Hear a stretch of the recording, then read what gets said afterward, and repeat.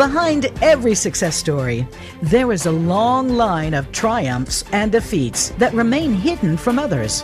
These stories get condensed into journeys that minimize the struggle and wrap up with a happy ending.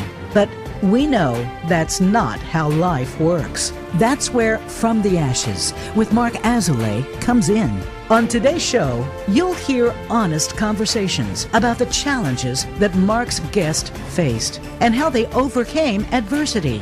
Now, here is your host, Mark Azoulay.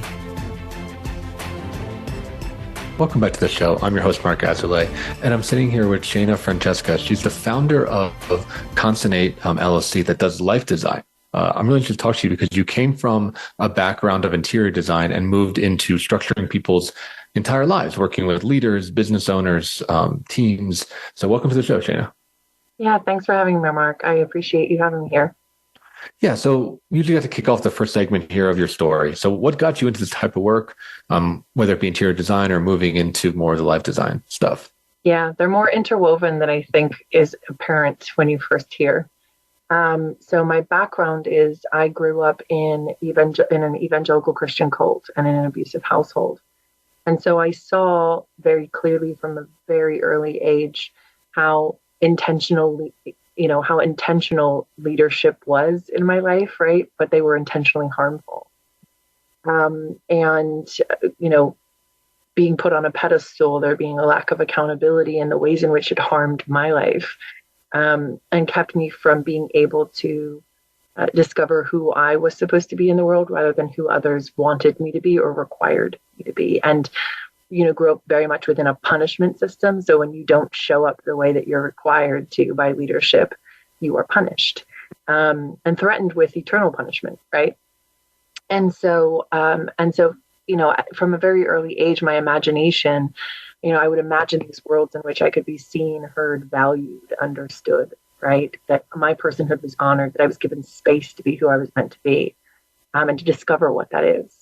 And so I started kind of crafting my own physical reality as best as I could. I would take, back in the day, we would use like physical real calendars. Mm-hmm. And that's how we would, they would have like inspirational quotes and beautiful scenic backgrounds, and I would take those and I would tear them off of the calendar when I was done with them and I would paste them up on the wall, and I would write quotes on index cards from books that I was reading or quotes that I found on said calendars. And I would put them up on, Post-it notes up on the wall or on index cards.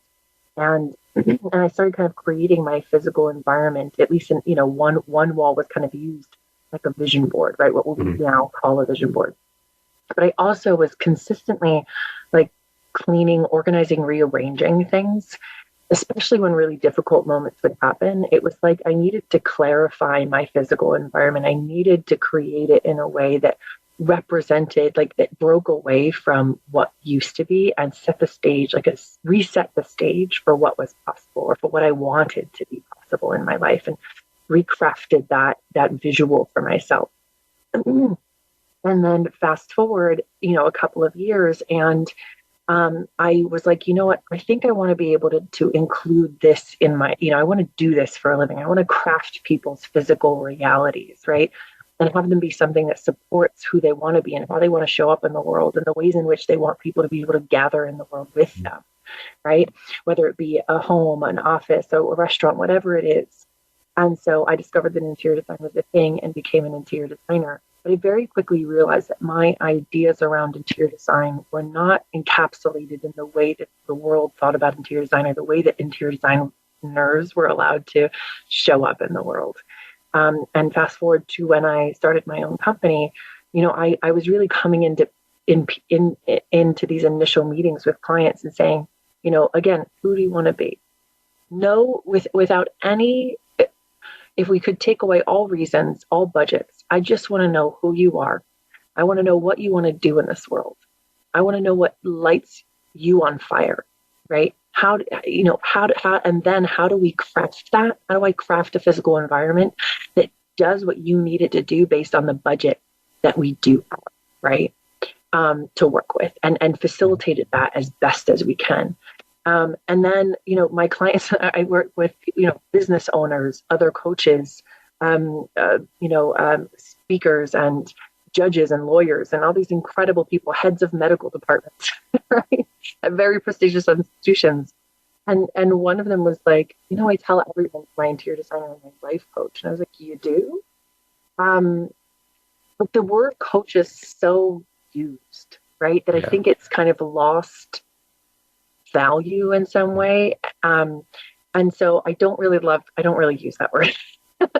I call myself a life designer, but my work has now kind of morphed and continued to move because, leaders are coming to me, different people are coming to me, asking me about internal things that they were struggling with inside of their teams as a leader, as an entrepreneur, as a business owner. And my work started the recognition started to be there in my own mind that who we are as an individual is how we show up as a leader, right? And I always knew that was true, right? But I hadn't given it language and I hadn't given it space in the world.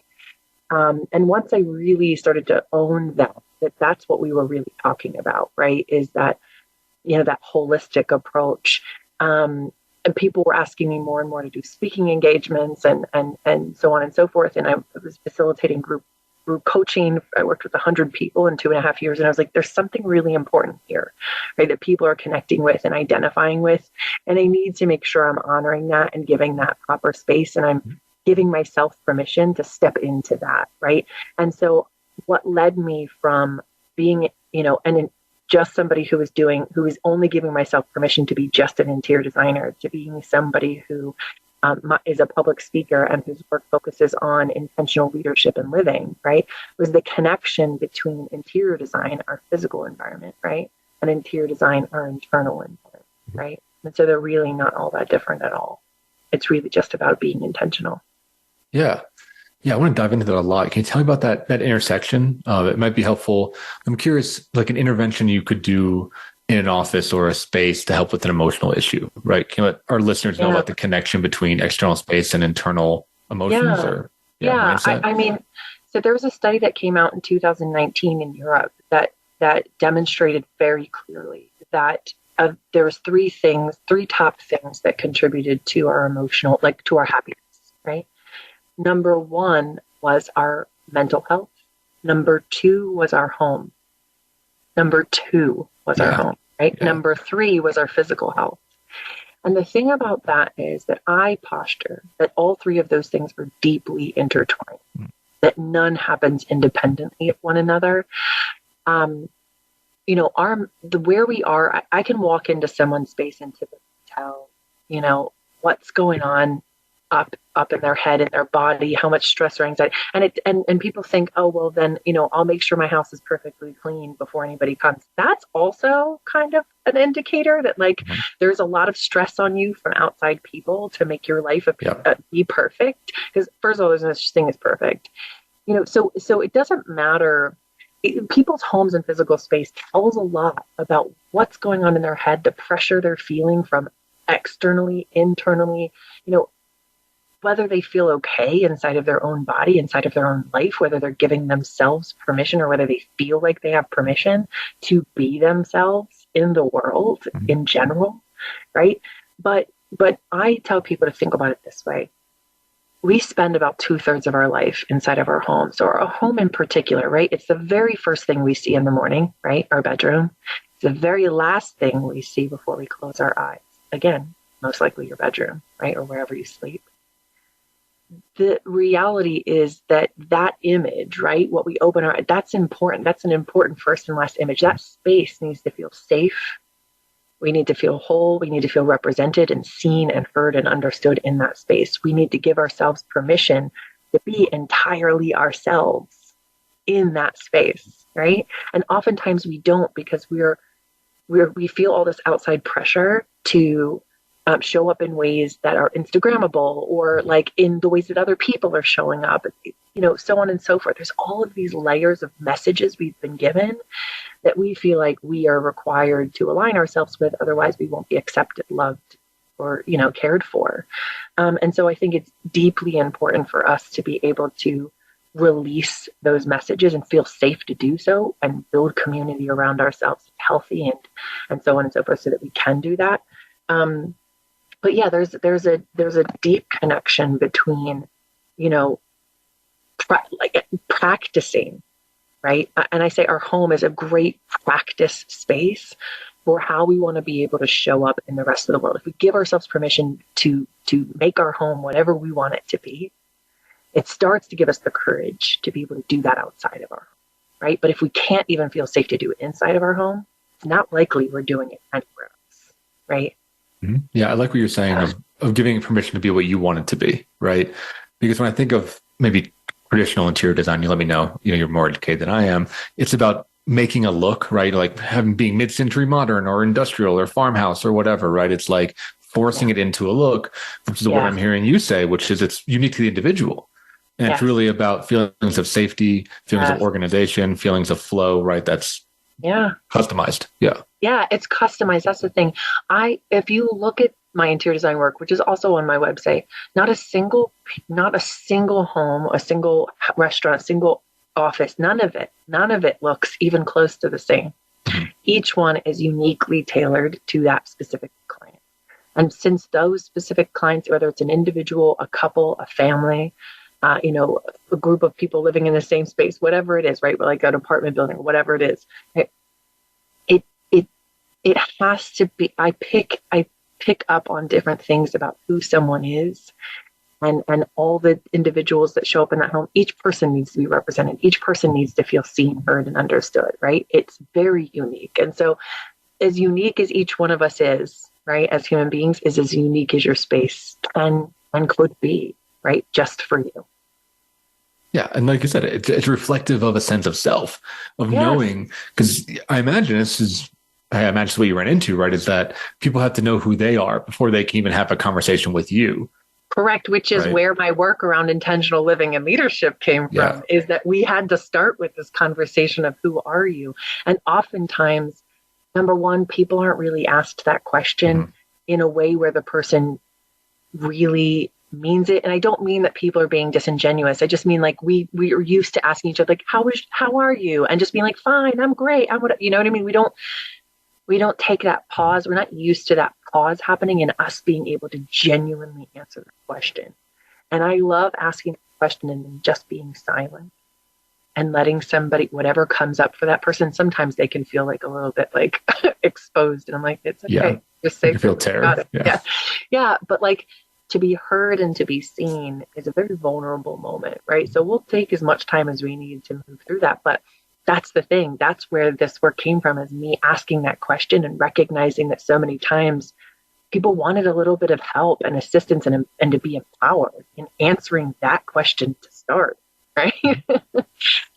Because there were so many layers of expectations they've been living with for so long. And I'm like, no, can I have that one? Can we this one too? Are you ready to let go of that? Can I have that one too? Can we just throw it away? Just let it go. Yeah. So say more about that, right? How do you help redesign people's interior world? Right. I mean, I think it's a matter of asking people questions, right? Like, people get there on their own. I don't really have to do that much because oftentimes we don't even know the questions to ask ourselves. We don't even know where to go to begin, right? And oftentimes people make it seem so mysterious, like our purpose and our, all of these things. It feels like this mysterious. It's not mysterious. It really isn't, right? And so really my work is just to come in and say, who are you? Who do you want to be? And then sometimes people need a little help, right? And so that thing is that I become that mirror for them. And I say, if you don't know answer the question, I'll tell you what I see so far. I'll tell you how I've experienced in these, however long we've talked or gotten to know each other, right? This is what I see. And oftentimes you start to see these light bulbs of recognition because there's so much about ourselves that we don't know until other people hold up the mirror for us and remind us of how amazing we are, right? And I just take that moment to her and say, you're incredible. This is what I see. This is how I understand you. And it's so empowering just to have someone validate who you are and how you want to show up in the world and give you the space to say, yeah, I think that is who I am. Or to say, you know what, actually, that's not who I am. Let me clarify. This is who I think I am, right? And to have that interaction, to have someone genuinely invested in navigating that conversation with you, that's what I'm here for. I'm not here to tell you who you are, just to help you figure out what you know. Yeah, and provide that mirror, which is an incredible thing and so rare. You know, I mean, I'm a psychotherapist. I do group therapy, and that's a big part of the work that I do is helping people see each other and try to be honest, right? Of like good, bad, ugly, right? Like, what do you see in this other person? Right. Yeah, exactly. Because we don't get that. We don't get that feedback ever.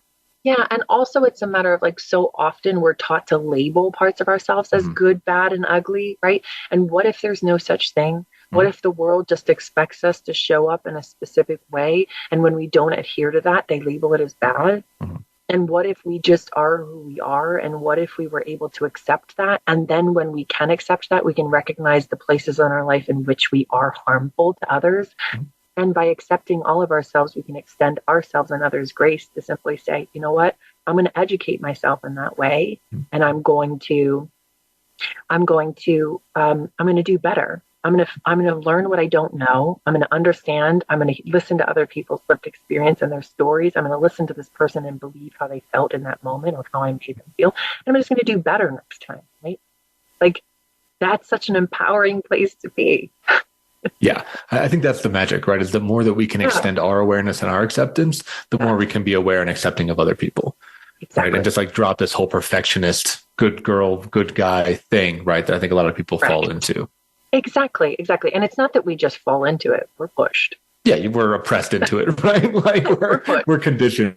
Absolutely. Absolutely. Definitely. Yeah. And yeah, I think it's just conditioning.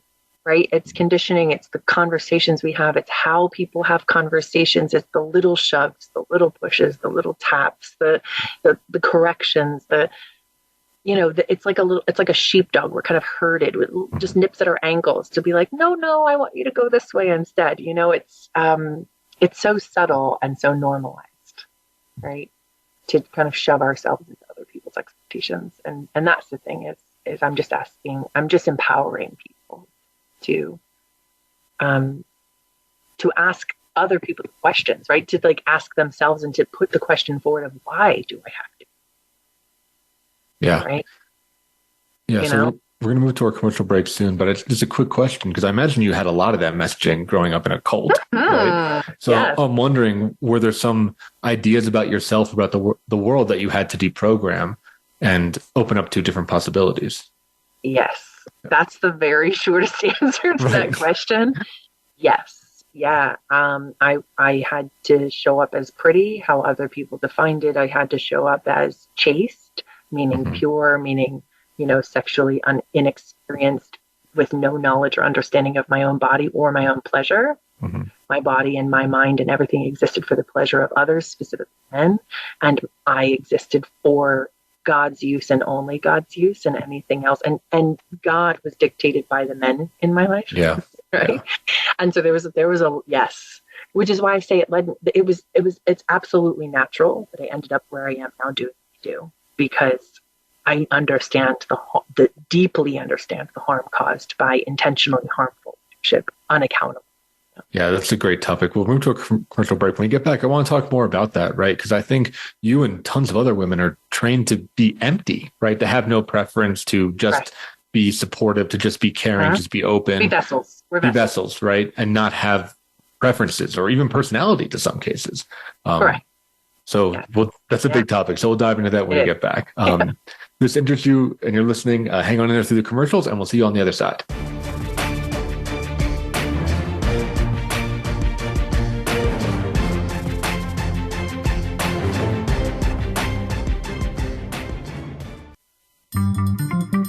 Voice America is on LinkedIn. Connect with us today.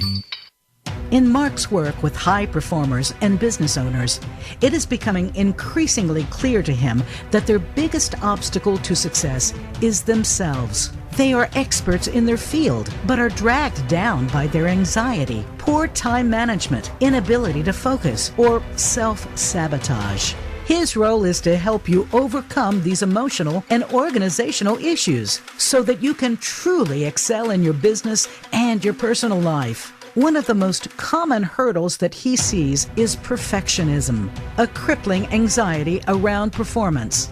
It's a fear of not being good enough, being publicly embarrassed, or of disappointing others. These fears paralyze brilliant people and bring them to their knees. This course will help you to break free from this mental prison and have more agency in your world. In this online course, we will break down the prison of perfectionism so that you can break out of it. For more information and to sign up, visit mark-azulay.teachable.com. That's Mark, MARC-Azulay, AZOULAY.teachable.com. It's your world. Motivate, change, succeed. VoiceAmericaEmpowerment.com.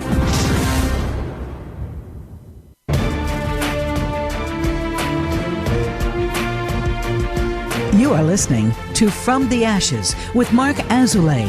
To reach the show today, please call 1-888-346-9141. That's 1-888-346-9141. Or send an email to podcast@mark-azulay.com. Now, back to From the Ashes. Welcome back to the show. I'm sitting here with Shana Francesca, and we're talking about life design. And where we left you before the commercial was talking about kind of the oppression of women, right? And you went through a version of that, of being taught to be an empty vessel, to please men, to not really have your own thoughts and opinions. And it's horrible to hear. And I know it's horribly common.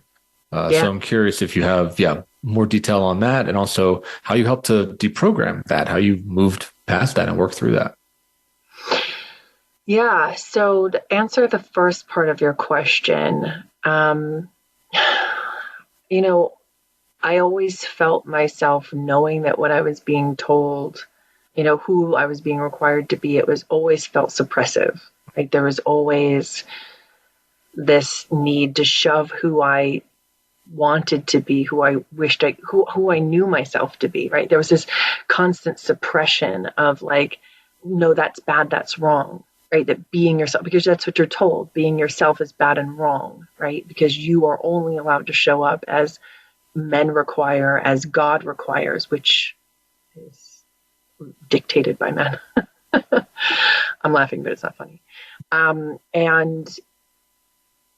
so there was this deep river of anger inside of me, this deep desperation to be seen, to be heard, to be understood. I literally, it felt like dying all the time. And that's not a metaphor, that's reality, right? When you are consistently required to show up as other people require you to, it is a kind of death. And, it got to a place where it was really, really bad. And I just want to take a pause and let anybody know, like, trigger warning for anybody listening, or I'm about to talk about sexual assault and abuse. And so I just want to make sure that if that's something that's triggering for you, that you just take this moment and maybe mute it for just a minute or two. The first time I was sexually assaulted or raped, I was 3.5 by my babysitter's son. So when your parents are unhealthy people, they're typically not surrounding themselves with healthy people. They're typically also surrounded by unhealthy people. And so my babysitter's son's father was an alcoholic and abusive. And so, and we also know that rape has nothing to do with sex. It has everything to do with control of women's bodies, with rage. And so, that was his way of working through his rage, was on my body. And so very early on, I was taught that my body is dangerous. My body's dangerous, and it can be used as a weapon against me. And then I accused my father of sexually assaulting me at 5. However, I have no recollection of it. It was investigated, but I was told by my parents if I didn't tell the social workers, that I was okay, that I was going to get taken away. And so there's a lot that I don't remember that could have been blocked out. I have no idea what the reality of that situation actually was. But I do know that from about that time until I was 15, I was groomed by my father. And at the age of 12, I was forced to take a chastity pledge in front of my 2,000 person church. Even though I wanted to do it privately, because technically, according to, the religion I grew up in, I wasn't a virgin. right? Because I had been raped. Yeah. And so it was a deeply triggering thing for me to say in front of a whole group of people that I'm a virgin and I'm going to stay that way until I'm married. I was very conflicted about the whole thing. It felt very confusing. And then at 15, my father sexually assaulted me. Ugh. So the forcing me to take the chastity pledge was in fact another means of control of my father being able to declare ownership of my body, right? And so when I say that these ideas that are pushed forward through the religion I grew up in can be very, very dangerous and can be very easily weaponized, that's in no way metaphor. That's my actual lived experience. And at that moment, it was a horrifying thing, and it fractured my reality in so many ways. And at the same time, I think it's the thing that saved me, because it allowed me to recognize that I wasn't safe with the people around me, and I did not have to pretend that I was, and I did not have to do what they said. And so there was this break that happened, and I became a fire-breathing dragon. Like everything that I had been suppressing just came ripping out of me and just burned everything that I was, everything that I was required to be. I started burning it to the ground. And what I was taught to call rebellion, right, came out of me, right? But it's not rebellion, because no one has authority over you. You don't give them. Right. And so I just simply don't recognize that authority. Right. There's nothing to rebel against if there's no controller. Right. Correct. There's nothing to rebel against because I do not recognize that authority. And so I'd go back and give myself permission to be everything that it was. And so I just began using my voice. And it's interesting because I think most girls go through this about the same age, where they're trying to use their voice and they're denied access to doing so, and their voice is stolen from them. But going through all of that, I didn't actually officially leave the evangelical Christian church until like 5 years ago. But I left the cult that I grew up in at 25, 26, doesn't matter, about that time, right around the time that my frontal lobe finished forming. Right? Yeah. I was like, the math isn't mathing, and I'm going to give myself permission to recognize the math isn't mathing. And so I started going to a different church, a different evangelical church, and I started seeing the same pattern of behavior showing up as the church grew, and it turning into a business, and it becoming something that wasn't servicing the people, that was simply servicing the ego of the leaders and the pockets of the leaders financially, without any accountability around that money, without any accountability around their leadership, any of that, right? And any real accountability. And so I left that church and went to a different one, and then I saw the same thing happening in that pattern, and I was like, wait a second, maybe the problem isn't this specific church. Maybe the problem is this religion, right? And power structures. Yeah. Correct. The power structures, the lack of accountability, so on and so forth, the manipulation, all of it. And I didn't expect to deconstruct all the way to the point of no longer believing in sky daddies, but that's where it went for me. And people somebody said that once, and I was like, that's a perfect way to describe it. There's sky daddies for me. And so I just got to the place where I just, finally was able to kind of break away from that. But all along that process over the last 10 years, since about 31, so like 8 years, I started looking at, well, this is how harmful this type of, leadership was. I want to be able to show up in the world and empower others to show up in a way that is intentional and intentionally good. Right? And so how do we practice being like a good person? And so that began my whole reconstruction journey, right? Of like, who do I want to be in the world and how do I want to show up? And then starting my own business and finding my voice and all of these things. So it's a long journey, and I think I'll be on it for the rest of my life. To like answer the second part of your question is, I've done a lot of work, but you can't spend the first 35 years of your life inside of a very restrictive, well, not 35, like 33 years of my life, inside of a very controlling, restrictive cult religion and think that like you're going to heal it with a year's worth of therapy. Yeah, it's still in there, unfortunately, right? It stays. And you know Yeah. what happens is like, it just leaks into places, Mhm. right?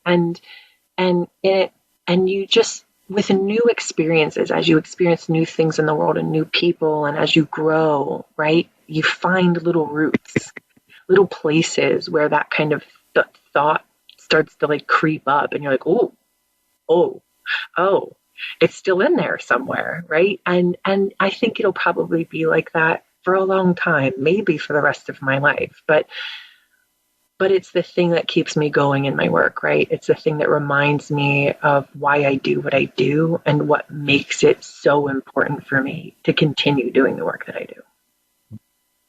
Yeah, it's a great story. Really well said. Yeah. You know, I think it dovetails into our next topic here, which is intentional leadership, right? I mean, you said that you saw intentional leadership in a bad way, right? In a way that was oppressive and manipulative and self-serving. But let's take a step back. Can you define intentional leadership for our listeners and then talk about some examples? Yeah. So it's funny because I was on a podcast probably like 6 or 9 months ago now, and the two hosts, we were sitting and talking. One of them is a finance guy, and he was like, you know, we had the conversation around intentional leadership. He's like, I think we could make this into a formula. And I was like, of course your mind went to a formula. You're a finance guy. But I loved the idea in distilling it down to its essence while not losing the nuance. And so we kind of worked through and we came up with a preliminary, you know, formula, but I've kind of tweaked it since then and continued to work with it. And where it's at right now is, because I always reserve the right to, as I know more, you know, change and grow and move, right? But where it sits right now is, in parentheses, is be respectful plus be curious plus be respectful, right? Times practicing accountability equals intentional leadership, right? And so let's just go through that. Mm-hmm. So being respectful, right? So curiosity without respect is intrusive, right? And respect without curiosity is uneducated, right? And so those two things have to work in tandem together, right? Which is why they're in parentheses. We got to follow the rules of math here, right? So do that first, like right? Parentheses, exponents, multiplication, division, addition, subtraction, right? So we're doing what's in the parentheses first. Then we're multiplying at times practicing accountability, right? And I say we're practicing anything we want to be good at, we have to practice, right? So all aspects of it, we need to practice. But I wanted to make sure I emphasized practicing accountability because it's not like a one and done thing. It's a daily thing, right? And then we have to define what accountability is, right? And so like briefly, it's like, okay, accountability looks like you surrounding yourself with a variety of different people, right? And understanding and believing their lived experiences, holding them against your own thoughts, beliefs, and understanding of the world, and using them to expand your perspective, and then also directly being accountable to a variety of people. So you cannot, as a leader, you cannot surround yourself with people with the same similar or same lived experience. No one has the same, but you know what I mean.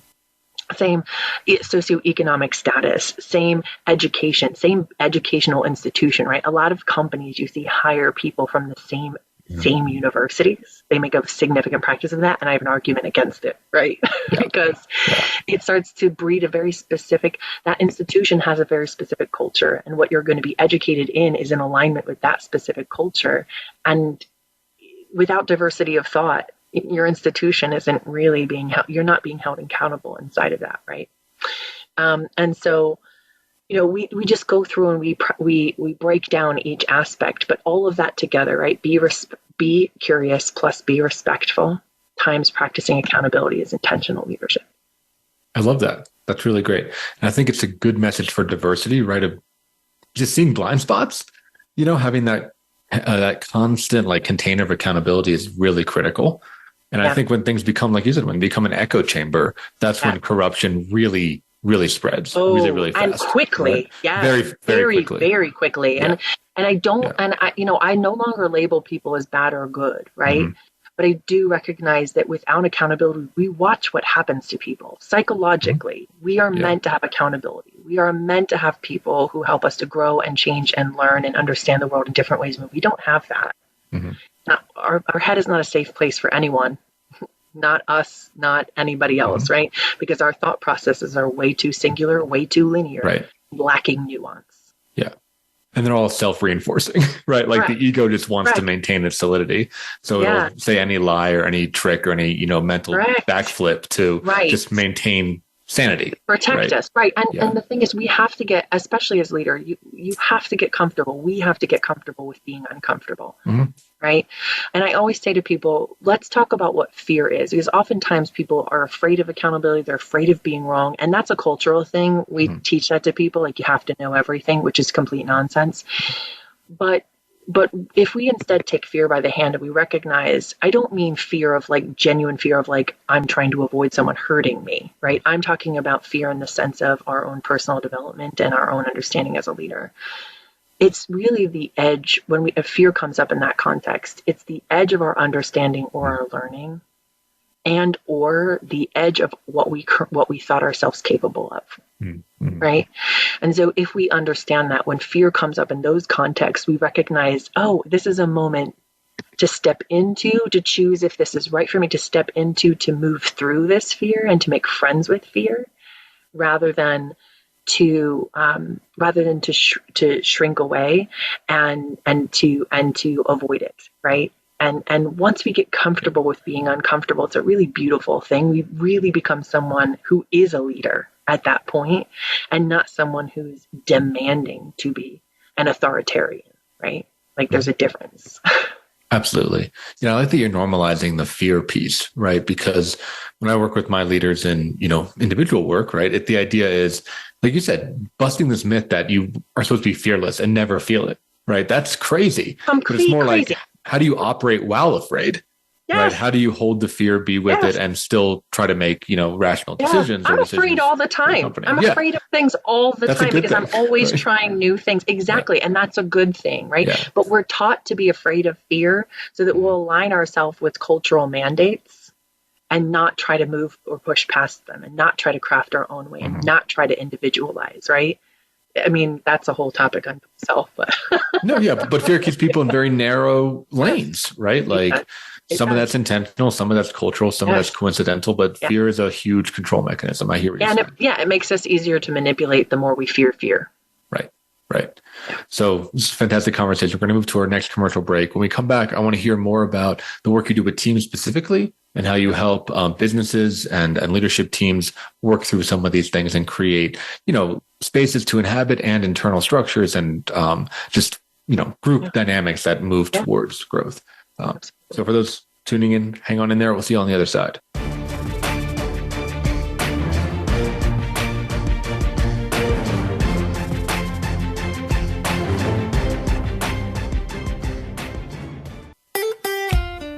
Follow Voice America at facebook.com/Voice America for juicy updates from your favorite radio shows and podcasts.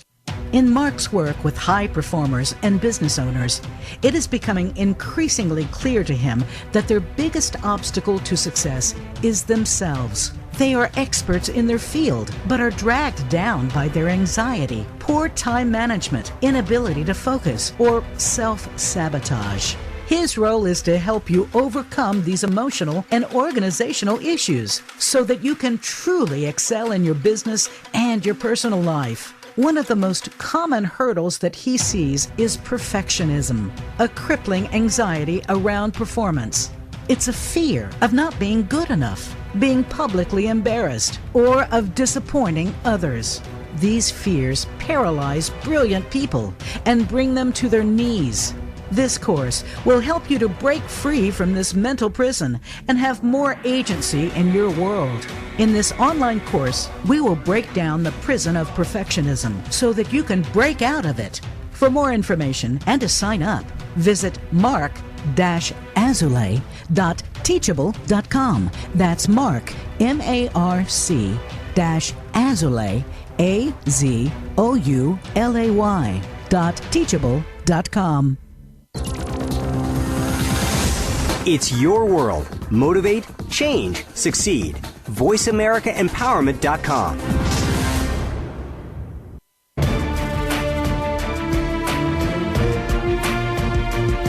You are listening to From the Ashes with Mark Azulay. To reach the show today, please call 1-888 1-888-346-9141. That's 1-888-346-9141. Or send an email to podcast@mark-azoulay.com. Now, back to From the Ashes. Welcome back to the show. In this final segment, I like to throw out some case studies, Shana, for you to kind of work on and give me some examples of how you've helped people in the field. I mean, what this work can really do for people, you know? Yeah. So the first one I have is something that I work with startups a lot in Boulder, Colorado.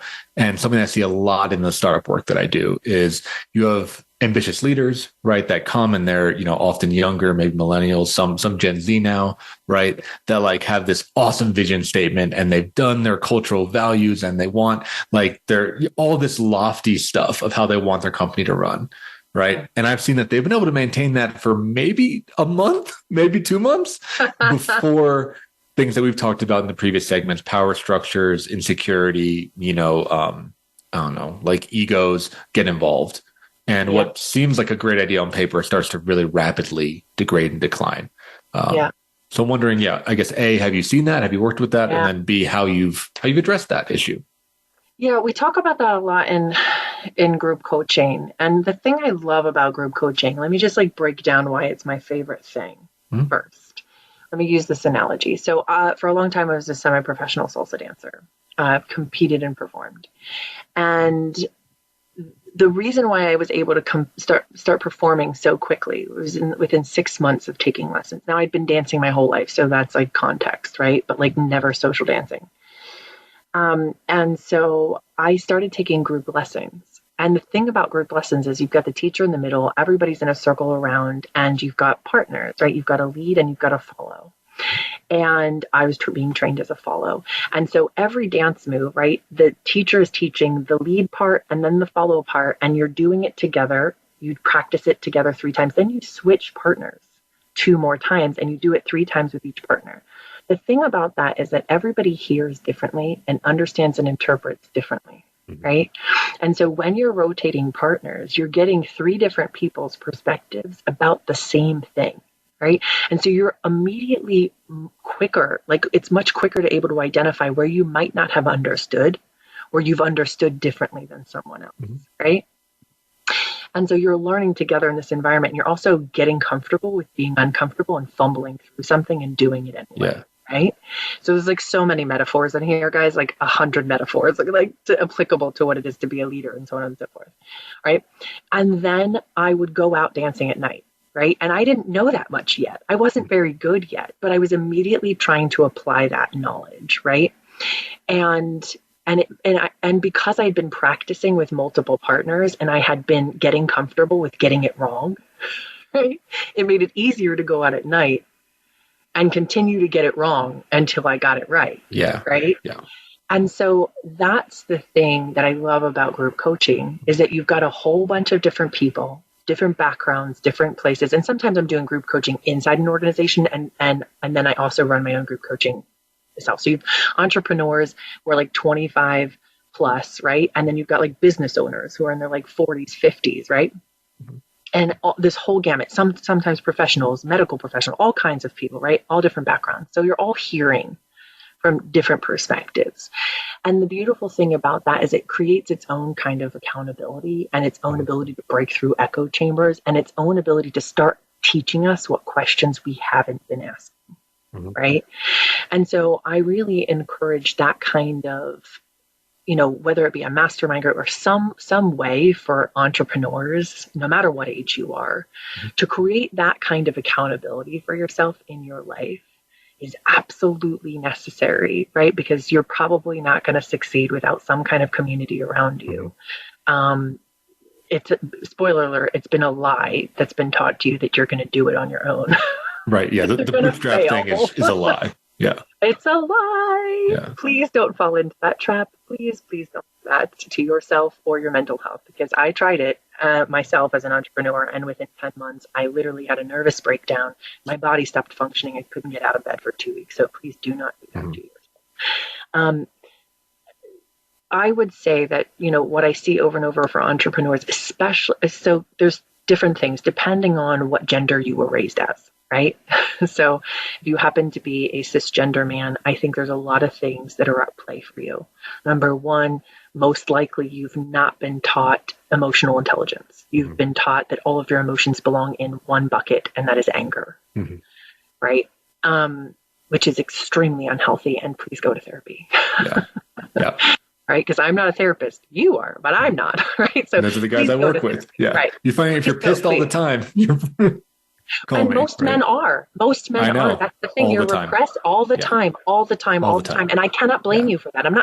I don't understand how you wouldn't be, right? I'm completely empathetic to that. And also you're going to have to take response for that. And you're going to have to learn that emotional intelligence. And why is this applicable? Because who you are as a person is who you are as a leader. So your business will fail if you are not continually growing and learning and understanding. And study after study shows us that diversity, equity, and inclusion, those companies that embrace that are the ones that are thriving. But if you've been raised specifically as a white man in America, right? Your perspective and how you've been held accountable is very different than how everybody else has been held accountable, right? And you're going to have to do that work, right? You're going to have to do the work to deconstruct patriarchal views, misogynistic views, white supremacist views, unconscious bias, conscious bias, right? You're going to have to do the work to see everyone else as human as you are, because you haven't been taught that. And that is a key aspect of being a leader. And I'm going to tell you that you might think that you are woke and and you treat people fairly, but I guarantee there's things that you don't see because you can't. You can't. And that's where therapy comes in. And, and then also coaching or group coaching, whatever it is. I highly recommend. Again, I always highly recommend group coaching. It's not even what I charge the most for. It's just what I like. Yes, I just insist on it. It's so powerful. Yeah. It's so powerful. People walk away and they're like, that changed my whole life. And I'm like, I know it did. And I'm so glad it did. Right. It's so powerful. Please. It's an amazing tool. But yeah, I see, especially young men entrepreneurs, having this. I had this one conversation with one, and he was like, "Yeah, we were talking about his views on marriage and so on and so forth." Because ultimately, it comes up, right? Who you are as a leader, because he was having struggles with women in his office and interaction. I was like, "All right, let's dive into some belief systems." And he was like, "Yeah, my future spouse, she'll just take care of our daughter's hair. I don't need to learn how to do her hair." And I was like, all right, so let's dive into that, right?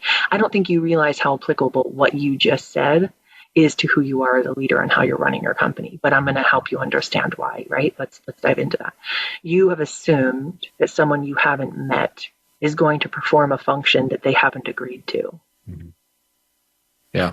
There's no consent in that. You've already decided who they're going to be, and they haven't even joined your life yet, right? And not only that, but you're not going to invest any effort in learning any aspect of it, so they will be responsible for it for perpetuity, whether they grow and change and no longer have the capacity to do that or not. You've assigned that to them for perpetuity. And in what way is that okay?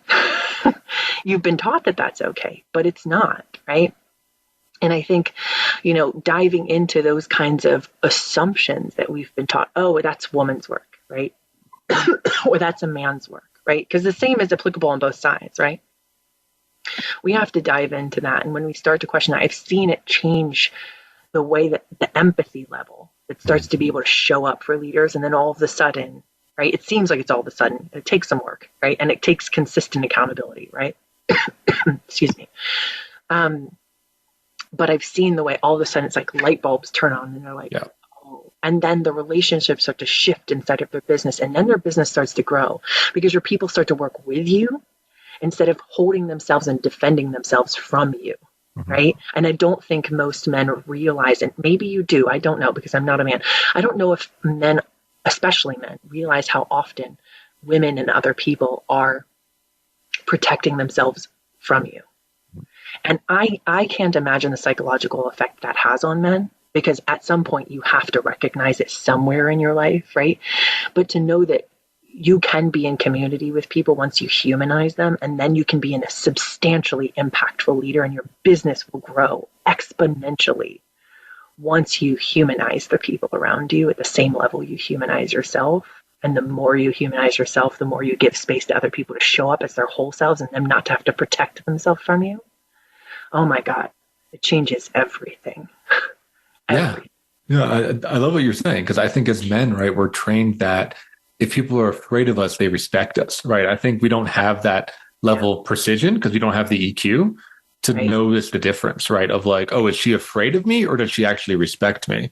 Right. Yeah, most likely she's afraid of you. Most likely, exactly.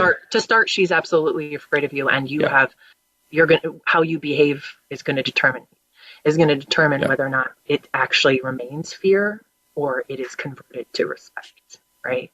Yeah, and it can feel like power, but it's not. It's very, very fragile. Yeah, correct. It's not. Yeah, and the world is changing so that fragility is becoming much more apparent and even more fragile. Mm-hmm. Yeah, and women are gaining their voices, like you said, and you're not complying in that, right? They're not complying, and they're able to like either just leave, right, or find a better work environment, or push back, which a lot of men really struggle with, right? That they struggle with taking that feedback in a direct way. Yeah, I had an instance of that just the other day. It was in an event where an attorney was speaking about HR law, and he was offering his political opinion, and I kept raising my hand to add nuance to the conversation that he wasn't adding because he was of a specific political view, and is pro-employer rather than pro-employee. And so I was like, kept raising my hand, and then at one point he was just bashing people openly, and someone else raised her hand and was like, we're not going to keep doing this. We paid to be here to learn the law, not your political, editorialized opinion. And you need to knock it off. And he was like, you're here to hear what I have to say. And so I'm not going to knock it off. And she was like, correct. Yeah. And that's the thing, is that with therapy and with some coaching, he could have transformed that moment powerfully and had our respect in that room, regardless of his political opinions, right? He could have said, you know what, you're right, I'm sorry, I'm going to stop that, and I'm going to do better. And that would have been that, right? But he didn't. He doubled down. So she left, but I stayed, and I was like, I agree with her, knock it off. But then he was visibly shaken for the rest of the time, right? Because he's not used to that level of accountability, and he's not used to, but women and non-men, right? We're standing and banding together, and we are insisting on supporting each other to hold men to a place of accountability that they haven't been held to. And then vice versa, women, we're holding each other accountable to do the intersectional work that we haven't necessarily done. So like, it's all different kinds of accountability that we're all experiencing in different ways. But when we lean in and do the work, it's very powerful, and trust can be built or lost in just a fraction of a second. Yeah, because you get to see people's real face in a way, in those moments of crisis. Yes. Fortunately, we have to wrap up here. I mean, I feel like there's another episode around this accountability and around kind of fragility and ego protection and all that. Yeah. But for right now, if people are interested in learning more about you, Shana, where could people find you online? Yeah, the best way is my website. It's www.consonate.world. .world is important. I'm sure it'll be tagged in the show notes. I'm also very active on LinkedIn and on TikTok, so you can find me as Shana Francesca on either. Okay, fantastic. Well, thank you so much for being on the show. For those listeners, go check out Shana's stuff. She's got a lot of really cool things to offer. And we'll see you next week, another episode. Yeah, thanks. Yeah, you got workshops, you got all kinds of stuff coming up. So see you next week, another episode of From the Ashes. Take care.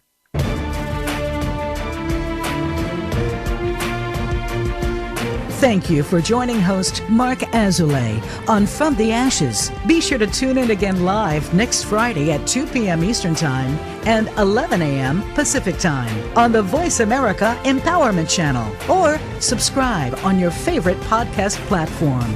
Meet triumph and defeat, and treat those two imposters the same.